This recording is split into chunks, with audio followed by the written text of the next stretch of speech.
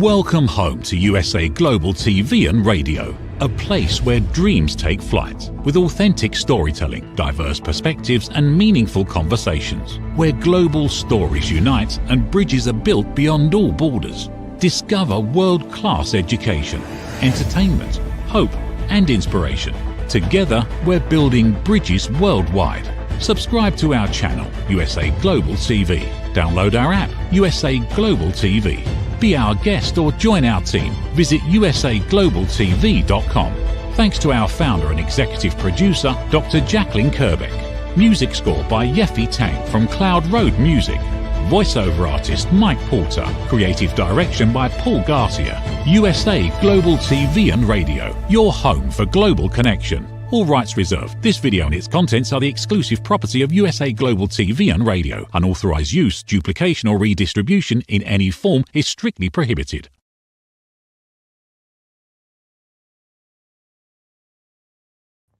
Howdy y'all, red.olaughlin here. We're on the corner bookstore today on the USA Global TV and Radio Network, and I'm honored to have Julie Strong as my guest today. Before I get there, you might notice that I have a little redness in and around my eyes. I've been fighting fighting is a good word, dry eye for literally over a decade. And I was very fortunate toward the end of last year to find a dry eye specialist with nearly 100% success rate in treating it. Well, he's definitely got rid of my dry eye, but in the meantime, I got a bit of an eye infection or something, allergy. I'm not sure exactly what it is, but it just makes me look a little weird. So just the elephant in the room, figure, let's just get rid of it up front. That way you're not wondering what's going on. But anyway, I write nonfiction. I primarily research the human body at the cellular level. Chemically speaking, I look for cause and effect relationships. Our guest today does a similar cause and effect relationship with regard to disease, and we'll get into that down the road. But she approaches it from a totally different perspective than my approach from the chemical end of things. So with that being said, there's a little hint out there of things we'll be talking about. But Julie Strong lives in Halifax. She's an author. She's a retired medical professor, a medical physician. She's does a show called History Bards Down Under. She's got a new book coming out later this month. She's practices shamanism. She's a lecturer at the college level, world traveled, a lot of things to be said. She has a brand new book coming out, her first novel, literally here in about 2 weeks, it seems like, maybe a little bit more, but not much. So with that being said, Julie Strong, please join us. Thank you, Red, for that lovely introduction. And it is an honor to be here today on your show. Well, I'm glad to hear that. You lived in a number of different places, and I'm just wondering how much of that has influenced your writing, because I was doing a little research on you. You lived in England and Wales and Australia, and you have a tie into Australia with the history bards, etc.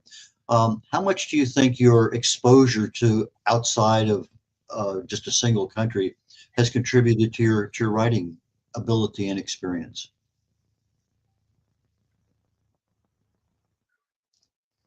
Okay, maybe we have a little bandwidth problem this morning.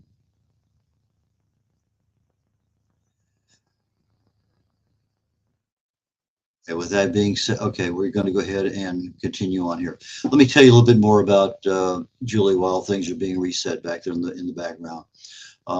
She practices shamanism, and she uses that to look at the spiritual cause of disease in our body, and that's one of the topics that I would like to get around to looking at today. Her website is Julie, Juliek Strong, STRONG.ca for Kansas, for Canada. She lives in Halifax right now.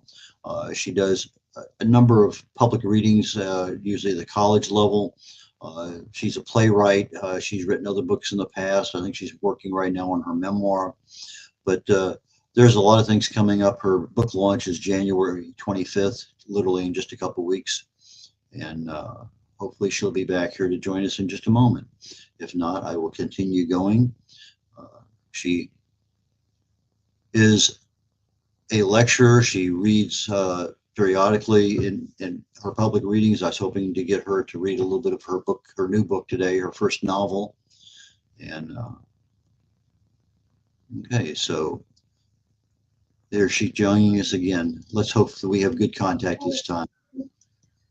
Okay, Julie, go. Right, I think so. Okay, we're still having a little bit of bandwidth.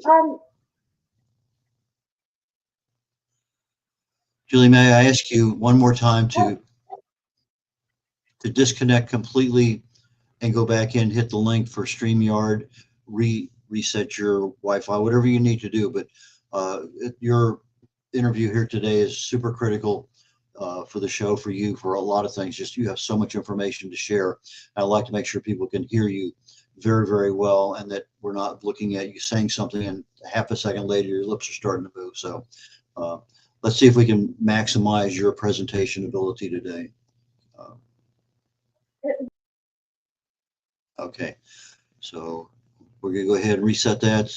She's in Halifax, Canada. A lot of weather between here and there. Sometimes even without the weather, we have problems. But the bandwidth is one of those things. Even here where I'm at in Texas, I've had problems myself, and there's nothing going on now. Unfortunately, today we have a major cold front coming down. A lot of snow up in northern Texas and in Oklahoma. That's supposed to come down, join the southern Gulf Stream, add a lot of moisture, and we're due for an inch and a half of rain here later on today. For the last week or so, they've been forecasting snow off and on, as much as 2 or 3 inches here in the Houston area. But it's one of those things that weather you can't plan on, just like the California fires. You can't plan on that, but that southern jet stream and the low pressure sitting out there over New Mexico area is one that's, Arizona actually, is one that's just fueling a lot of winds out in the Southern California area, gusts to 60, 70, 80, and they're even saying in some cases maybe 100 miles an hour down some of the canyons. But that's a major problem, and it's just one of those natural disasters that we see periodically. But the snow that I'm having, may have today here in Texas, hopefully not in Houston, will be on the East Coast here in just another day or two. So it's just a part of our normal process. Now, Houston, you may say, we don't get much snow here. That's true. We might get a dusting every decade.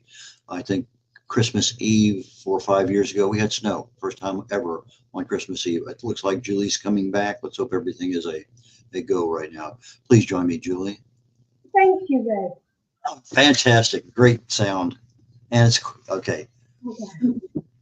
Okay, I asked you earlier about your living in different places of the world. How do you think that enhanced or helped your ability to write? I think that, as I was trying to say earlier, is that I had been rooted from my home in England and lived in Wales for a while. And so I learned something about Celtic culture there. And then when I went to Australia, it was a whole different experience. And I was 10 at the time when I went to Australia, and I stayed there through junior high before going back to Wales again. And I think that gives me an idea of what it is for a person to be disconnected and to be able to make the most of where they are and to be able to take what they can from that experience, even while grieving what they've left behind. But it's important to us. I think, especially when I was writing the Tudor prophecy, because Wales was so very different from England. They were totally different worlds. England in the throes of the Reformation, and Wales where there was still the pagan belief. There was a connection with the land. There was the connection with the old goddess. Something that there wasn't in England at all. So I feel that that does parallel my own experience of having lived in these different countries, all of which it gave me different experiences that I brought to the Tudor prophecy. I love your accent. Sometimes it's difficult to make out some of the words that are being said, but I've had a number of friends, Scottish and English and whatever, that I have an advantage being able to, I've been next to them and I understand some of the jargon. But anyway, lovely accent. I love it. But you started out in a slightly different career. I mean, right now you're kind of in semi-retired environment, but you were a medical physician early on. What caused you? Was there somebody else in your family who was a doctor that said, that's what I want to do? Or why did you become a doctor?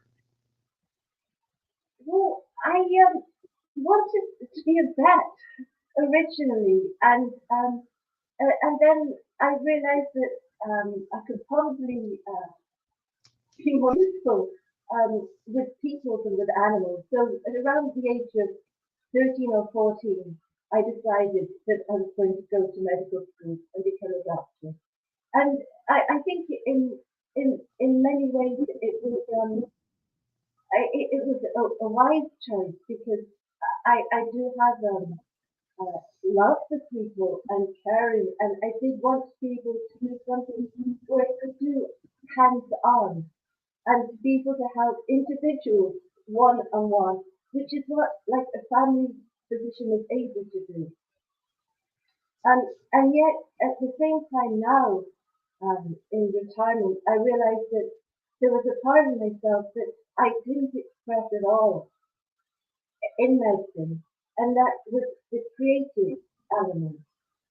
And so when I got the idea for the book about 20 years ago, it was just vague, and I knew that there was going to be healing in it, but I knew that there was going to be a lot of adventure, and it was going to feature a woman who thought that she wanted one thing, but actually needed something else. And I hope that this will resonate with people, that sometimes we start off in life as, as we need God, and we don't always get there, and that we may go in another direction in order to find that may satisfy a while, but on another level, there's a deeper part of ourselves that opens us. And I think that's what creativity, that's for me writing the Tudor prophecies has brought me completeness. Well, I think that's the I know you've been writing this book, the Tudor Prophecy, your first novel, I believe for about 25 years. You've had a couple other books, and you also wrote a play. So the writing is not something that you're unfamiliar with. You have a fair degree of experience in that. But nowadays, and I'm gonna get back to your book here in just a moment. But you had your experience as a medical physician. You're now practicing shamanism, but you're looking at shamanism, as I understand it, to provide insights as to a spiritual cause of disease. Is that a fair statement?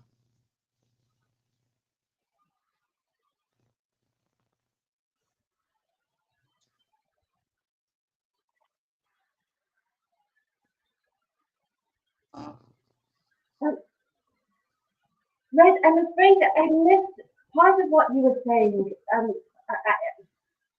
You did say about shamanism, yeah, I'm just curious. and so I would like to speak. How long have you been practicing shamanism, and how did you come about that a spiritual cause might be a factor in disease?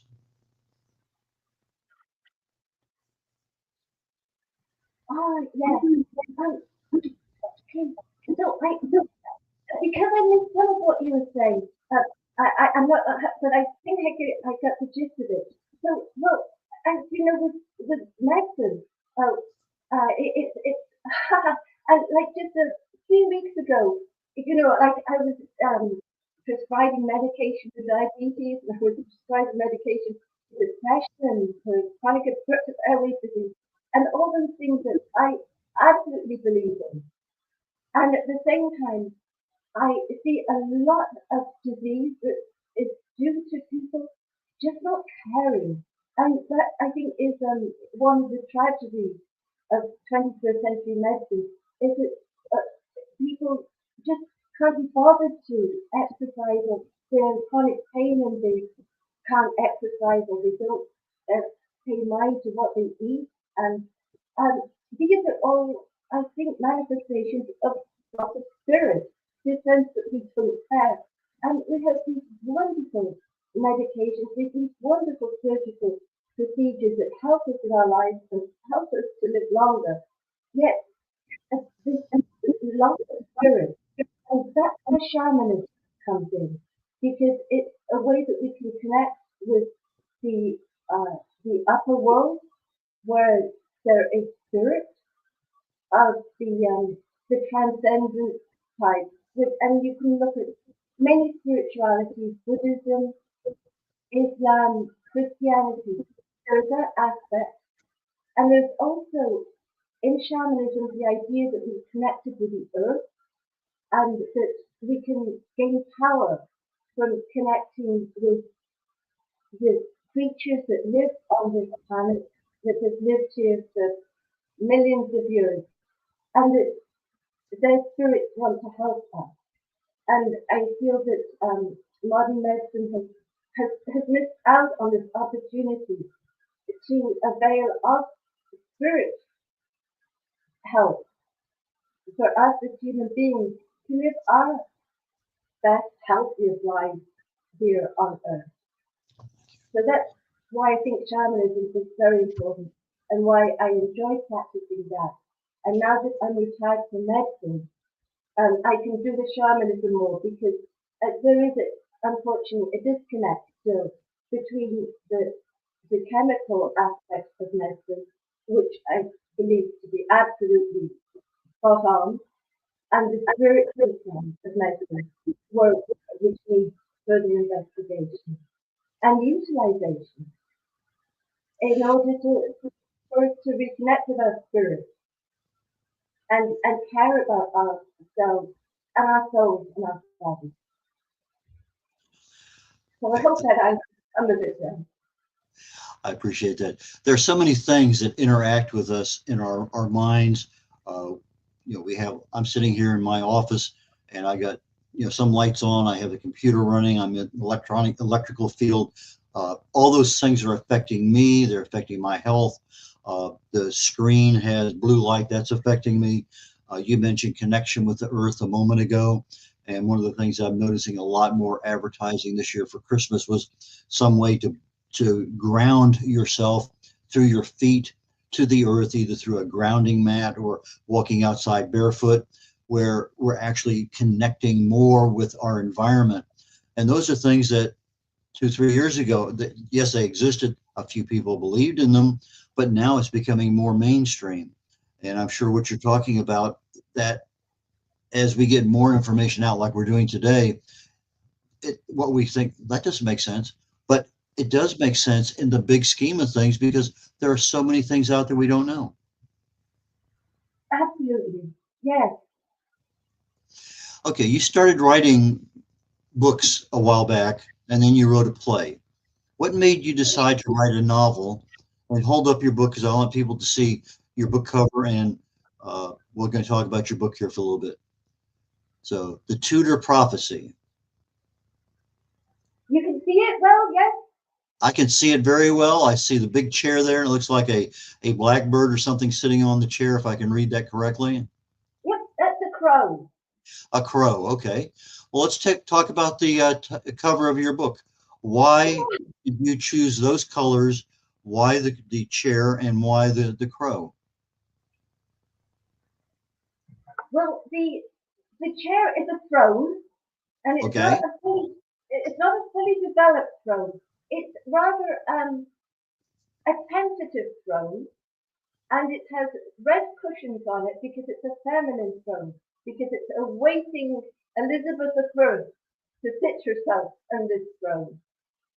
And the crow is integral to the story because the crow acts as a go-between between my heroine, Hester Vaughan, and her beloved, who is a bard. His name is Gareth. And they pass messages back and forth through the crow. And the crow is actually holding a ring in his beak because the ring is very important to the story. because I'm going to give you the blurb, the elevator pitch, if I can right now, because that will explain a little bit what the crow is doing on the front cover. So, Okay. okay, all right.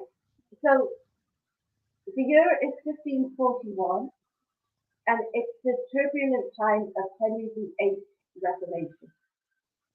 And I have two cousin herbalists. One is arrested for witchcraft, and the other is molested by Henry VIII, but she later goes on to become betrothed to a bard who was meant to prophesy the ascendancy of Elizabeth I. And when Elizabeth I first becomes Queen of England, she rules with justice and with mercy and is able to address some of the wrongs that were perpetrated by her father, Henry VIII. And so one of the gist of the story is that after Henry VIII molests my heroine, Hester Vaughan, he is full of remorse, and so he bequeaths a ruby ring upon her. And this ring becomes very instrumental in the rest of the storyline, and the crow is able to in and out with the ring as well as messages. So thank you, Red. That Okay, back then, I guess there was a bit of a problem between Elizabeth I and Mary as to who was going to be in succession. Is that some part of the story that you carry on also? Well, right after writing this one, I realized that although I planned this in standalone, there's actually another one, and then I realized there's not just another one, there's another one after that. So I know I'm going to have to, I'm going to follow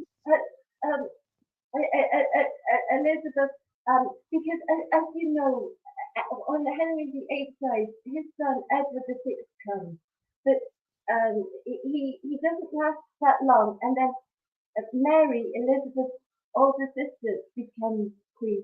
She doesn't last that long, and then Elizabeth comes, and Elizabeth is able to rule for like 44 years. So she's able to actually make something of the country and make it a place where her people are happy, and the flourishing of the Renaissance, and you have because she's a queen, she can have a court, and so you have like Shakespeare come to the fore then. So yes, all this is going to be in the next two novels. Well, that was one of the questions I was going to ask you is there a sequel to this? And you just answered that question.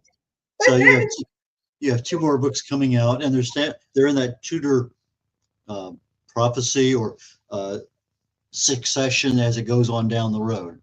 Okay. Yes. Okay, so this period of time is 50 60 years after America was started or founded, and so there's still a lot of stuff going on in the world. I read two books actually about 3 or 4 years ago, beginning of COVID, called 1491, the year before Columbus discovered America, and 1493, the year after Columbus discovered America. And they both took into account the impact of Columbus's, discovery. And it went way back in time, and it brought in, I was amazed, literally amazed at how much information was in there. And I love history. It's one of those things that I periodically look at. But that was one, it's kind of like the Peloponnesian Wars. It's something that's there that we don't always look at. But anyway, for information, 1491 to 1493 might be of some value to you in your future writings, because they bring in a lot of other things going on in the world at the same time that we just don't know about. Anyway, I don't want to steal your time, so let's get back to you. You have that book, and I'd like to have you, if there's a small portion of it you can read so our viewers can get an idea of your style and the way the book progresses. So is there a paragraph there that you could read that gives people a hint of your writing ability, your style? Thank you, but I'll read the opening 2 pages. I think that will give some idea.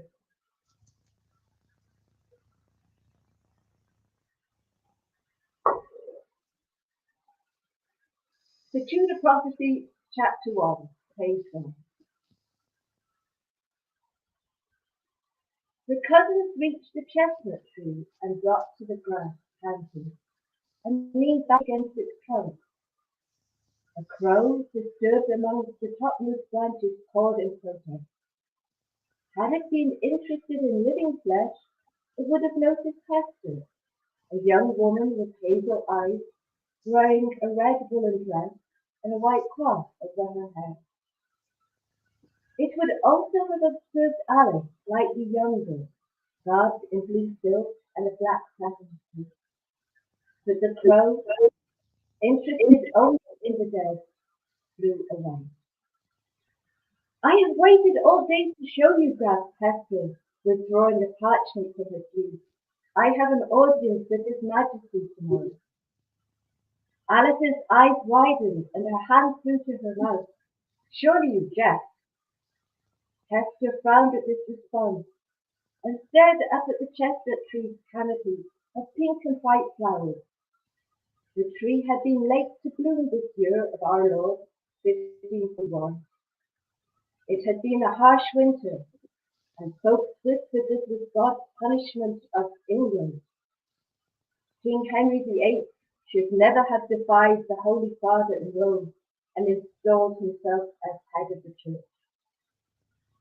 But folks whispered softly for fear of losing their tongues to a steel blade. A peasant drifted onto Hester's skirt. In the legends of King Arthur, the knight always weds the damsel who heals him, and I shall heal His Majesty's leg also. She spoke vehemently, then under her breath murmured, I must, for I have no other recourse. She twirled the petal between fingers and thumb a moment before crushing it.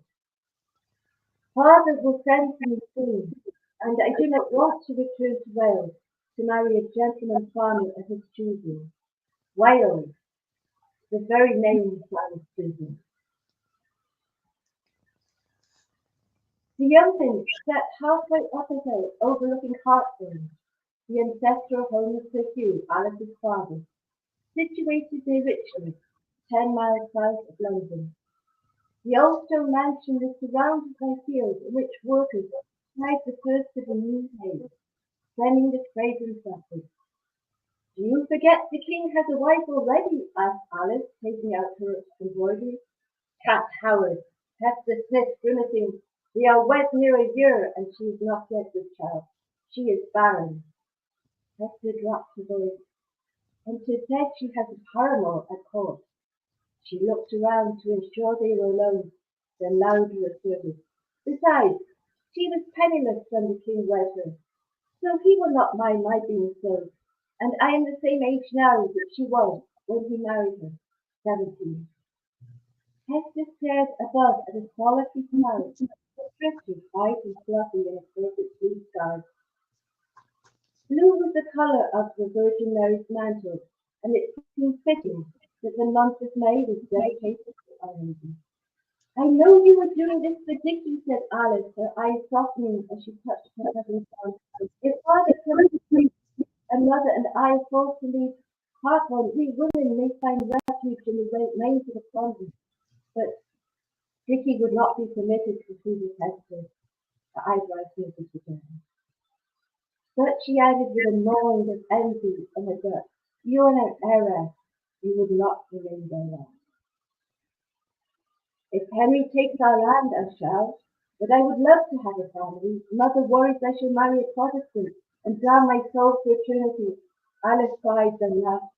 I shall not meet any men, Protestant or otherwise, in a memory. She pouted.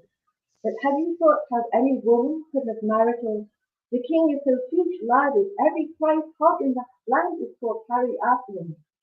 Alice selected a strand of crimson thread, the poppies bordering the figure of St. Anne. teaching her daughter the Virgin Mary's Feast. Hester pretended not to hear and stretched her arms above her head.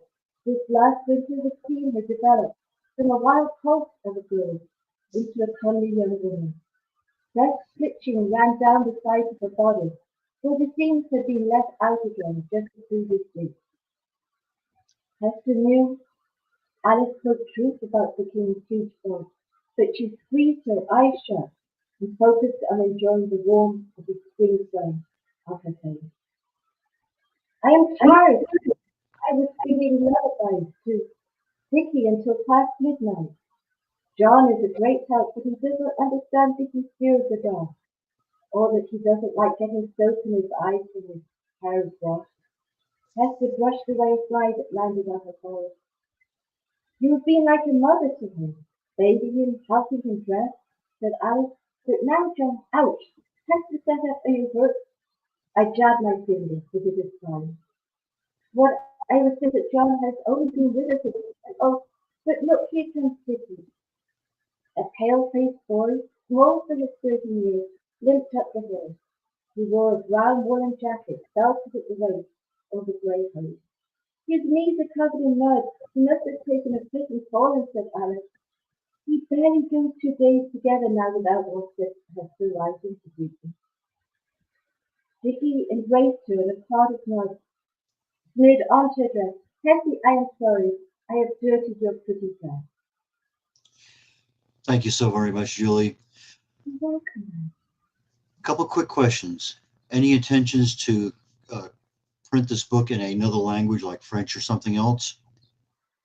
Oh, wait, I had not thought of that. But of course, I would love to have it printed in another language. And French would be, would be the one of my choices. Okay. Other than having it printed all in Latin.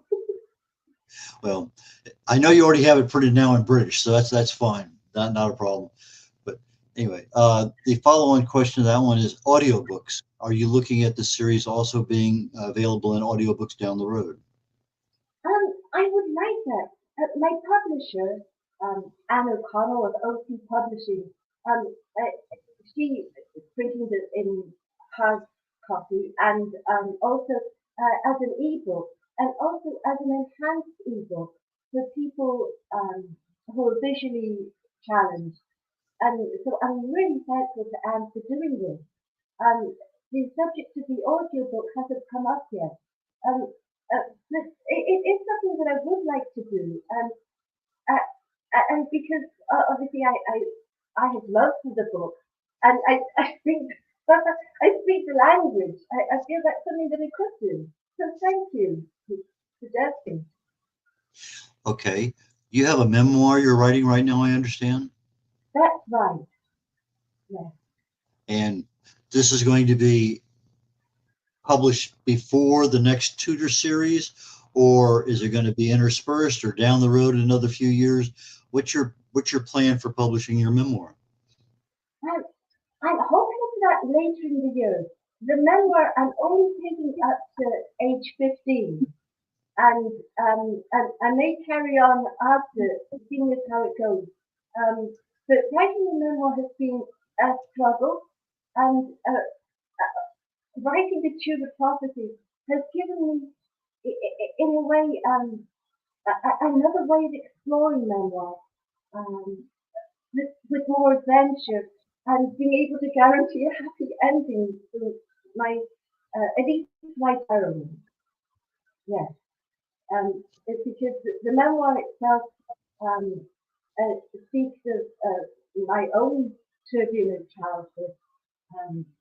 My mother having died when I was 4, and my father having succumbed to insanity, and then at the age of 10, going out to Australia and experiencing what a new world was like. And so I take my memoir up until I leave Australia and return to Wales. Okay, you have several things coming up. We'll get to the end of the show, so I want to be able to make sure people know where to get your books at, where they buy them.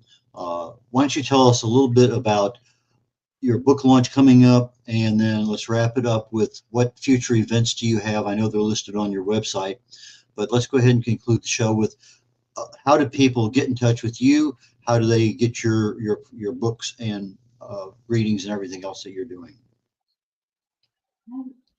Look, there is a contact page there on the website, and the website says how the books can be ordered through OC Publishing and through Amazon and through local bookstores here in Halifax, of course. And I am excited about the book launch itself because I have a harpist who's going to come and play some Renaissance music. And also, I think that King Henry VIII had things to be desired as far as a ruler. He actually did create some beautiful harp music. And so my harpist is going to research that. And I'm encouraging people to come. We're not going to be able to get Tudor costumes, but to be able to dress up. I mean, Halifax, the end of January is pretty dismal. So to be able to have a celebration, for people to come and listen to some music and buy my book, yes, and have them signed by me, and to be dressed up and in our new Halifax Central Library. I'm thrilled for this. And my editor, Marianne Ward, who did a wonderful job with my book, will be there. And of course, Anne O'Connell, my publisher, and my family will be there, and many others, I hope.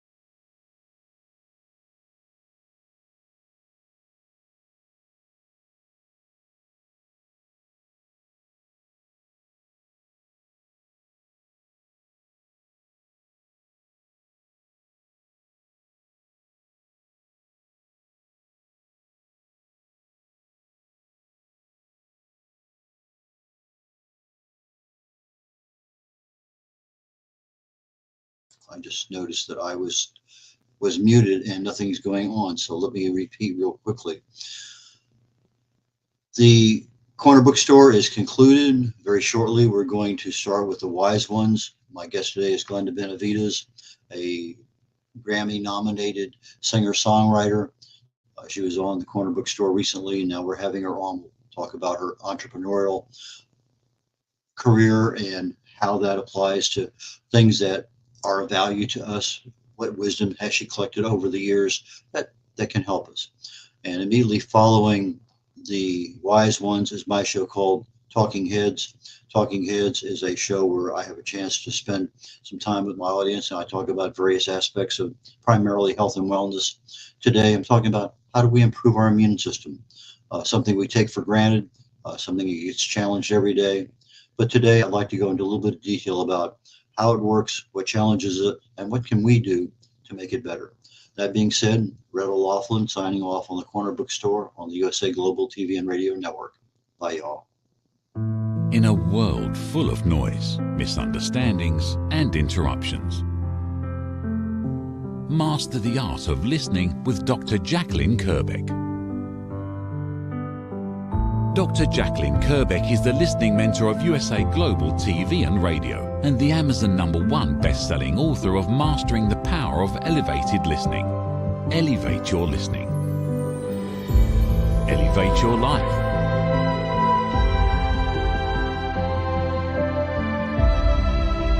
Join a global learning experience in person or via Zoom. Reserve your spot today. usaglobaltv.com/book-your-session or drjacalyn.thinkific.com. Join Dr. Kerbeck's listening courses or hire her to unlock deeper connections and authentic conversations. Have you ever felt unheard? Like your words float into a void, leaving you invisible and disconnected? How about feeling judged, when assumptions overshadow your truth, leaving you misunderstood and defensive?